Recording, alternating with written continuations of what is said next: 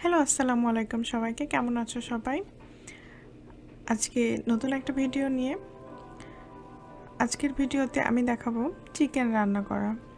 চিকেনটা একটু ভিন্ন স্বাদে রান্না করার চেষ্টা করেছি। আমরা যারা বাইরে থাকি তারা সবাই সবসময় অবজেকশন থাকে যে চিকেন রান্না করলে খেতে ভালো লাগে না। আশা করব এইভাবে চিকেন রান্না করলে সবারই ভালো লাগবে। আর বাংলাদেশেও সেম ব্রয়লার চিকেনটা খেতে আসলেই ভালো লাগে না, কেমন যেন গন্ধ লাগে, সেটা আমারও প্রবলেম। তাই আশা করব রেসিপিটা ফলো করবে। চলো দেখা যাক কী করছি। আমি 1 কেজির মতো চিকেন নিয়েছি। চিকেনগুলোকে প্রথমে আমি ম্যারিনেট করে রেখে দিব 1 ঘন্টার জন্য। শুকনো মশলা, গুঁড়া মশলা যেটাই ইউজ করছি সব কিছু ডিসক্রিপশন বক্সে দেওয়া আছে। যাদের প্রয়োজন প্লিজ ডিসক্রিপশন বক্সটা একটু চেক করে নেবে।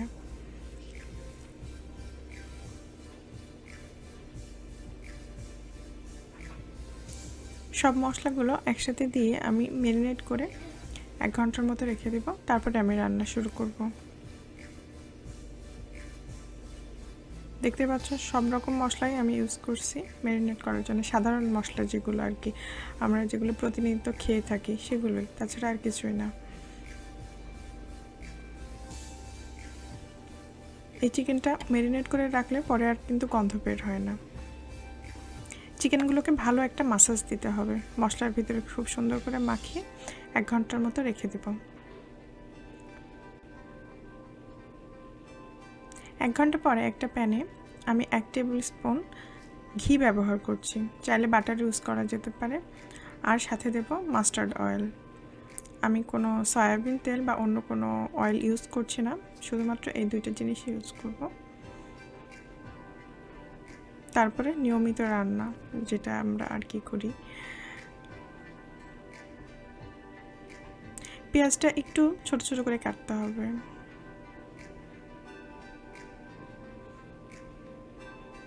সামান্য টমেটো, স্বাদ মতো লবণ, জিরা পাউডার, শুকনো মরিচের গুঁড়া আর ধনিয়ার পাউডার ইউজ করব। আমি এখানে শুকনো মরিচের পেস্ট ইউজ করছি। তারপরে মশলাগুলোকে ভালো করে কষিয়ে ম্যারিনেটেড চিকেন অ্যাড করে দেব।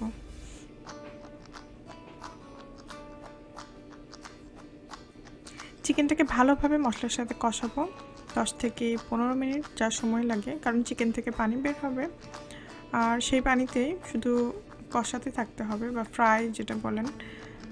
এর মূল বিষয় যে আমি এখানে কোনো পানি ইউজ করব না, চিকেনের পানিতেই চিকেনটা রান্না হবে আর চুলার আঁচ থাকবে মিডিয়াম। চিকেন থেকে যখন পানি বের হওয়া শুরু হবে তখন চাইলে ইয়োগার্ট ইউজ করা যেতে পারে। আর যদি ইয়োগার্ট না থাকে বা ইয়োগার্ট কারোর ভালো না লাগে তাহলে স্কিপ করা যায়। এরপরে দেখা যাচ্ছে চিকেনের পানিতেই চিকেনটা সিদ্ধ হয়ে যাচ্ছে। দেখতে পাচ্ছ আমি এখন ঢেকে দিয়েছি, কারণ চিকেনে অনেক পানি চলে এসছে আর এই পানিতেই চিকেনটা সিদ্ধ হয়ে যাবে।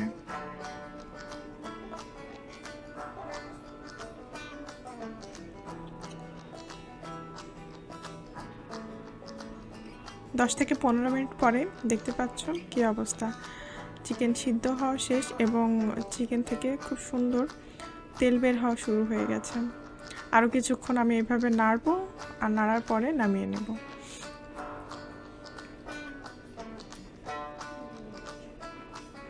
ঝোলটা দেখে নিশ্চয়ই বুঝতে পারছো।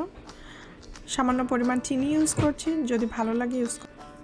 যে কোনো ঝাল খাবারে চিনি ইউজ করলে স্বাদটা ব্যালেন্স হয়ে যায়। ঝাল, লবণ, চিনি একসাথে স্বাদটার ব্যালেন্স আসছে। এখানে আমি ব্যবহার করছি ভাজা জিরা গুঁড়া, roasted cumin powder a little bit. শুকনো ভাজা জিরা গুঁড়ার খুব সুন্দর একটা গন্ধ বেরোয়। আশা করি সবার ভালো লেগেছে। ভালো লাগলে অবশ্যই বাসায় ট্রাই করবে আর আমাকে জানাবে কেমন লাগলো। Thank you so much for watching and don't forget to subscribe. Do subscribe right now and press the bell icon to never miss any update. Thank you so much সাথে থাকার জন্য। এভাবেই সাথে থাকবে আশা রইল। ধন্যবাদ সবাইকে। আজকের মতো এখানেই শেষ। আসসালামু আলাইকুম।